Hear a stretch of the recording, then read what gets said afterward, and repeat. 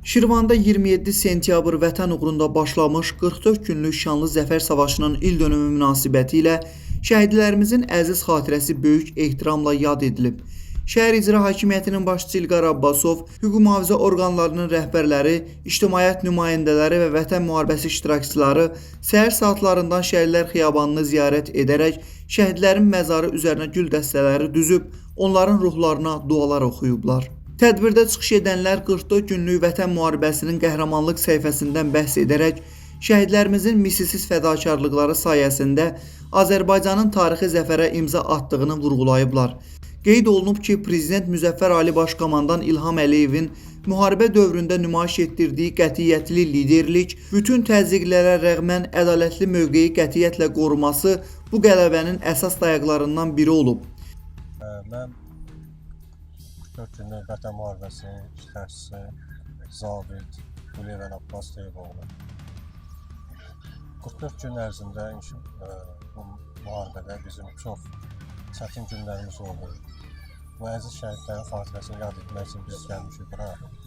Və onlar həqiqətən də, onu orada yaşayan insanlar, necə deyirlər, o vətən müharibəsində iştirak edənlər daha dolğun hiss edirlər. Çox çətin günlər yaşadıq, çox çətin günlər keçdik. Allah bu şəhidlərimiz, Allah ruhlarını şad eləsin, Allah qəbirlərini nurla doldursun. Bu şəhidlərin bizim boynumuzda böyük haqqı var, bu xalqın üzərində çox böyük haqqı var və necə deyirlər, namusumuzu, qeyrətimizi qorublar. Allah bunlara rəhmət eləsin, Allah məqamlarını uca eləsin. Mən İslamov Salih, şəhid İslamov Bəxtiyarın atasıyam. Bu günləri 27 sentyabr anım günüdür. Biz də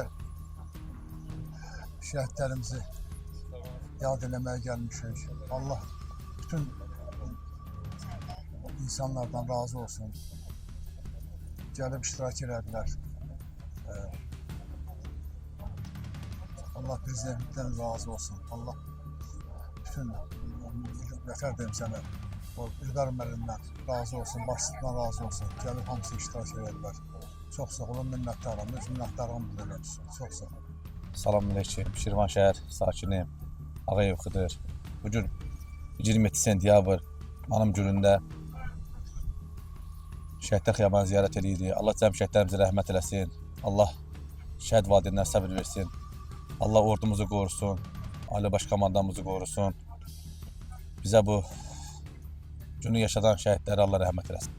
Saat 12:00-da isə ölkənin hər yerində olduğu kimi Şirvanda da avtomobillərdən səs siqnalları verilməklə şəhidlərin müqəddəs xatirəsi bir daha ehtiramla yad edilib. Mirsahib Rahiloğlu, Muğan TV, Şirvan.